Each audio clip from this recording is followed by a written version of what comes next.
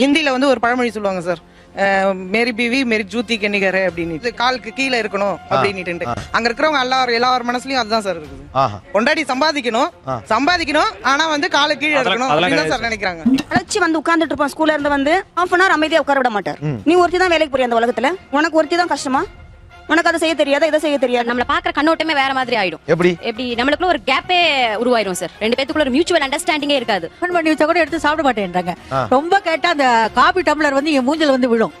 அதிகம் சம்பாதிச்சா குணம் மாறிடுதா? நிச்சயமாக மாறும். அதிகம் சம்பாதிக்கின்ற இந்த தமிழ்நாட்டு பெண்களிடம் நிச்சயம் உண்டு. அதுல மாற்றுக்கிறதுக்கு இடமே கிடையாது. ஆண் சம்பாதிக்கிற போது அந்த பணத்தை அப்படியே கொடுத்துறாரே. ஆனால் பெண்கள் சம்பாதித்த ஆரம்பிக்க பிறகு, குறிப்பாக கூட சம்பாதிக்க ஆரம்பித்த பிறகு, கணவன் பொறுப்பில்லாமல் செலவு செய்து விடுவார், நான் வைத்துக் கொள்கிறேன். ஆடம்பர செலவு செய்து விடுவார், நான் வைத்துக் கொள்கிறேன். அந்த பணத்தை அவரிடம் கொடுப்பதில் உங்களுக்கு தயக்கம். 3 வருடம் ஒரு குடும்பத்தை நிர்வாகம் செய்த, அதற்காக உழைத்த ஒரு ஆணிடம் விட கொஞ்சம் கூட சம்பாதிக்க ஆரம்பிச்ச பிறகு அதை நான் கையில வச்சுக்கிறேன், நீ ஒழுங்கா வேலையை பாருன்னு சொன்னா,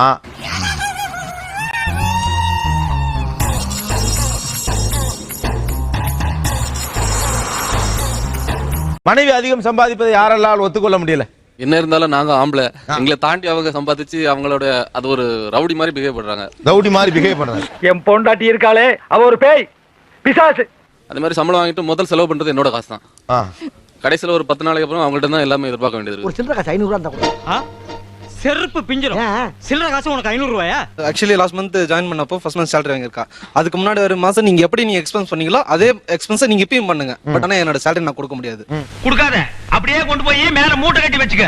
ஆக்சுவலி எனக்கு சேலரி கொஞ்சம் டிலே ஆனதுனால நான் கேட்டேன், ரெண்ட் கொடுக்கணும், எனக்கு கொஞ்சம் எக்ஸ்பென்ஸ் கொடுக்கணும். நீங்க லாஸ்ட் மந்த் எப்படி கொடுத்தீங்களோ அதே மாதிரி கொடுத்துங்க.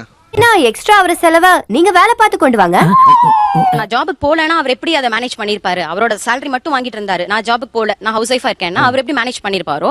So let him manage that. நான் என்ன வெச்சுக்கிட்ட வஞ்சனம் பண்றேன் முடியல. அது அவர் கையில கொடுத்தா என்ன, அது என்ன தடுக்குது உங்களை? இல்ல மேபி எக்ஸ்பென்ஸ் பண்ணிடுவாரோ, அன்னெசரியா செலவாயிடுமோ, நம்மட்ட இருந்தா ஒருவேளை சேஃபா இருக்குமோ, எவ்வளவு சிக்கனைய பொண்டாட்டி அப்படிங்கற ரீசன்னால இருக்கும்னு நினைக்கிறீங்களா? இருக்கும். என்ன சார் கலாணிப்பட்ட பேசுற மாதிரி பேசுறீங்க? ஒண்ணு நம்பி வாழுங்க, இல்ல நம்ப வச்சு வாழுங்க. ரெண்டு கட்டான வாழ்ந்தா என்னன்னு அர்த்தம்? உங்க நண்பர்களுக்கு கொடுத்துருவீங்க, வீண் செலவு செஞ்சிருவீங்கன்னு பயந்துட்டு அவங்க கொடுக்க மறுக்கிறாங்களா? இல்ல அது ஏன் போனா அது எங்கிட்ட தான் இருக்கணும் அவங்க நினைக்கிறாங்களா? What is your view? அது ஏன் பண்ணா என்கிட்ட தான் இருக்கணும்னு நினைக்கிறாங்க. நீ ரொம்ப தைரியசாலிப்பா. அப்படிதான் நினைக்கிறாங்க. அப்படியா? No sir, it's not like that. ஏன்டா புழுகுற? மனைவி சம்பள பணத்தை என்னிடம் கொடுப்பது கூட இல்லைங்கிறது உங்களுக்கு எப்படி சங்கடமான கேட்க? எப்படி இருக்கும் அது? என்னன்னா அன்னைக்கு ஒரு கோட்டை அடிச்சு பேசாம படுத்து வைக்கலாம், அந்த மாதிரி தான். சுத்தமான அயோக்கியண்டா நீ. அவங்கள்ட்ட நம்ம தொழில் முன்னேற்றத்துக்கு பணம் கேட்கறப்ப அவங்கள்ட்ட வந்து நம்ம ரொம்ப கெஞ்சி கூத்தாடி ரொம்ப ரிக்வெஸ்ட் பண்ணி பணிவா கேட்க வேண்டிய சூழ்நிலைக்கு வர்றப்போ சங்கடமா இருக்கு. அத நினைச்சாதான் மனசு ரொம்ப கஷ்டமா இருக்கு. இந்த மாதிரி நம்மளால் உருவாக்கப்பட்டவங்க, நம்மளால் வளர்க்கப்பட்டவங்க, நம்மளால் சம்பாதிக்க கத்துக் கொடுக்கப்பட்டவங்க. அம்மா ஒரு பெரிய விஐபி 4 கப்பல் 5 ஃளைட் ஓடுது, ஐபிஎல் டீமை ஏலத்துக்கு எடுத்து வச்சிருக்காரு. இப்போ உங்க கையில ஒரு 10,000 20,000 பணம் போலங்கப்ப அவங்க பணம் கேட்டா நீங்க அவ்வளவு ஈஸியா கொடுத்துருக்கீங்களா? என்ன தேவைன்னு கேட்டு ஈஸியா கொடுத்துருவோம். அப்படியா? ஆமா. அப்படின்னா நீங்க ஏமா கொடுக்கல? அவர் ஆடம்பர செலவுல அதிகம் பண்ணாரு. அவர் ஆடம்பர செலவு அதிகம் பண்ணுவார். நம்ம இந்திய பொருளாதாரத்துக்கு இது தாங்குமா? நீ செய்யறது சரியா?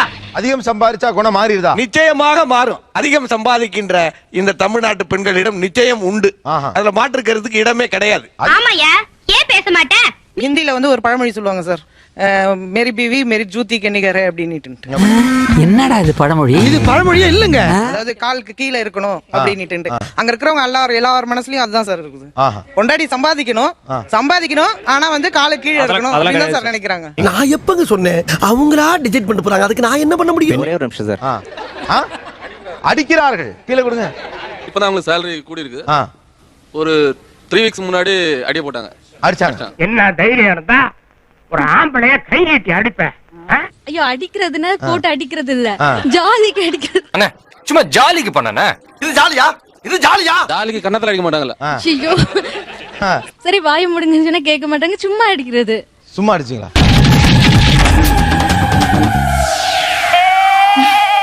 ஆணவம். அப்புறம் வந்து ஆர்டர் போடுறது. ஆர்டர் அதாவது ரொம்ப அதிகாரம் பண்றாங்க இதெல்லாம். நம்ம ஏதாவது ஒண்ணு திங்க் பண்ணி இது போனா அது வேண்டாம், இங்க போவோம். இந்த வீட்ல நீ வச்சதா சட்டமா இல்ல கேக்குறேன்? குணம் மாறுறது எங்களுக்கு இல்ல சார், அவங்களுக்கு. என்ன ரிஃப்ளெக்ட் பண்றாங்கன்னா they don't want me to go for job. first வேலைக்கு போவேனாங்கறாங்க. முதல் விஷயம். first thing. இனிமே நீ வேலைக்கு போக கூடாது. அப்படியே போக கூடாது. வீட்டுக்குள்ள திரும்பி வரக்கூடாது. தென் அதுக்கு வந்து ஒரு நொண்டி சாக்கு சொல்றது மீன் ஹவுஸ் ஹோல்ட் ஆக்டிவிட்டிஸ் எல்லாம் பண்ண முடியறது இல்ல. பாடம் சொல்லி கொடுக்க ஆள் இல்லாம 1வது ரேங்க் எடுத்த குழந்தை இன்னைக்கு 20வது ரேங்க் எடுத்துக்காடி. வாங்கி கொள்ள முடியாமல் ஆண்கள் செய்கிற விஷயங்கள் என்ன? வாங்கி கொடுத்த ட்ரெஸ் கூட போட மாட்டேன்றாங்க. வாங்கி கொடுத்த ட்ரெஸ் கூட போட மாட்டேங்கிறாங்க. போன வருஷம் கிறிஸ்மஸ்க்கு எடுத்து கொடுத்த ட்ரெஸ் இன்ன வரைக்கும் அவர் போடல. ரொம்ப பயங்கரமான ஆளா இருப்பாரோ. அழைச்சி வந்து உட்கார்ந்துட்டு இருப்பான். ஸ்கூல்ல இருந்து வந்து half an hour அமைதியா உட்கார விட மாட்டார். நீ ஒருத்தி தான் வேலைக்கு போறிய அந்த உலகத்துல, உனக்கு ஒருத்தி தான் கஷ்டமா? உனக்கு அதை செய்ய தெரியாதா, இதை செய்ய தெரியாதா? அது சண்முகம் சமூகம். அப்படி டிஃபன் பண்ணி வச்சா கூட எடுத்து சாப்பிட மாட்டேன்றாங்க. ரொம்ப கேட்டா அந்த காபி டம்ளர் வந்து என் மூஞ்சில வந்து விழும். நீ போய் கேளா, நீ எல்லாத்தையும் அங்க வச்சுட்டு போ, நான் பாத்துக்கிறேன்னு வாங்க. இதுல ஒண்ணும் குறைச்சல் இல்ல. போன் வந்ததுன்னா மேடம் உங்களுக்கு தான் ஒரு போன் பேசுங்கன்னுவாங்க. ஏன் நீங்க எடுத்து ஹலோ சொல்ல கூடாதா? யார் பேசுறாங்க கேளுங்களேன். எனக்கு யார் பண்ண போறாங்க? என்ன எதுக்கு எடுத்தாலும் பொசுக்கு பொசுக்குன்னு கோவப்படுறீங்க. நீங்க தான் கம்பெனி நடத்துறீங்க, உங்களுக்கு யார் வேணா பண்ணுவாங்க, என்ன வேணா பேசுவீங்க. நான் எனக்கு என்ன விட்டா நீ வில்லு பாட்டே பாடுவேன். ஆண் சம்பாதிக்கிற போது அந்த பணத்தை அப்படியே கொடுத்துறாரே, வந்தா பணத்தை செலவு பண்ணு அப்படிங்கிறாரு, அல்லது பணத்தை வச்சுட்டு குடும்பத்துக்கு அதை செலவு பண்ண. ஆனால் பெண்கள் சம்பாதித்த ஆரம்பிக்க பிறகு, குறிப்பாக கூட சம்பாதிக்க ஆரம்பிச்ச பிறகு, கணவன் பொறுப்பில்லாமல் செலவு செய்து விடுவார், நான் வைத்துக் கொள்கிறேன். மனுஷரான நீங்களாம் ஆடம்பர செலவு செய்து விடுவார், நான் வைத்துக் கொள்கிறேன். அந்த பணத்தை அவரிடம் கொடுப்பதில் உங்களுக்கு தயக்கம் இருக்கு. என்ன லொட்டிட்டு குடும்பத்துல 10,000 ரூபாய் என் பங்கு வந்து ஒரு 10,000 போறேன்னு வச்சுங்க சார். இந்த பிரச்சனை எங்க ஆரம்பிக்குது? பங்கு எப்படி பங்கு வந்துச்சீங்க? நான் என்ன கேக்குறேன், ஒரு நிமிஷம். அவருடைய பங்குன்னு பிரிக்கவே இல்ல, பணத்தை அப்படியே குடும்பத்துக்கு கொடுத்தார், ரைட் தானே? ஆனா நீங்க சம்பாதித்த ஆரம்பித்த பிறகு எங்க வந்துச்சு இந்த பங்கு? மாட்டிக்கிட்டியா இதை படிக்க வச்சு ஒரு தொழிலை உருவாக்கி கொடுத்து உங்களை சம்பாதிக்க வச்சு உங்களை உயர்த்தின பொறுப்பான இந்த மனுஷனா பொறுப்பு இல்லாம உங்க காசை செலவு பண்ணி விடுவாரு. இதெல்லாம் நீங்க சிந்திக்க வேணாம், எண்ணி பார்க்க வேணாம். என்ன சொல்றீங்கன்னா, நீங்க ஏன் கொடுக்கல? குடுக்கலைன்னா அவருக்கு கொஞ்சம் ஞாபகம் வருது ஜாஸ்தி சார். எதுக்கு சார் விஷயம் எல்லாம் இப்பதான் உங்களுக்கு ஞாபகத்துக்கு வருது. ஒய்யா உண்மை நினைச்சேன், சிரிச்சேன். சார் 2 சம்பளம் வருது, ஒரு சம்பளத்திலேயே வந்து குடும்பம் நடத்த முடியும். இப்ப இன்னொரு சம்பளம் எக்ஸ்ட்ரா தானே வருது, அது சேவ் பண்ணி வச்சுக்கணும்னு நினைக்கிறது ஒண்ணும் தப்பு இல்லையே. என்னடி வேலைக்கு போய் சம்பாதிக்கிறோன்ற திமிர்ல எல்லாத்துக்கும் பதில் சொல்றியா? அப்படின்னா என்ன பண்ணலாம்னா, 2 சம்பளத்தை ஒன்னா சேர்த்துட்டு ஒரு பிளான் பண்ணா ஓகேங்களா? உன் சம்பளத்தை நீ செலவு பண்ணு, என் சம்பளத்தை வச்சுக்கிறேன். அப்படி என்ன உனக்கு காண்டு? காண்டு இல்ல அக்கறை. ஃப்ரெண்ட்ஸ் கொடுத்துருவாளோ, அக்கா தங்கை கொடுத்துருவாளோ, அண்ணன் தம்பி கொடுத்துருவாளோன்னு எல்லா பொம்னாட்டிக்கும் இன்க்ளூடிங் எனக்கு அந்த ஒரு ஃபீலிங் இருக்குனால. எதை வச்சு அப்படி சொல்றீங்க? என்ன ஆகுமோ, யார் முன்ன போவோம் பின்ன போவோம், நாளைக்கு நம்மளுக்கு சேஃப்டி வேணுமே. பட் ஜென்ட்ஸ் அந்த அளவுக்கு எல்லாம் நினைக்கிறது இல்ல. சம்பளம் நம்ம ஃபேமிலி கொடுக்குறோம், செலவு பண்ணலன்னா கஞ்சன்னு, செலவு பண்ணா ஏன் சேவிங்ஸ் பண்ணலன்னு ஒரு நம்மள பாக்குற கண்ணோட்டமே வேற மாதிரி ஆயிடும்.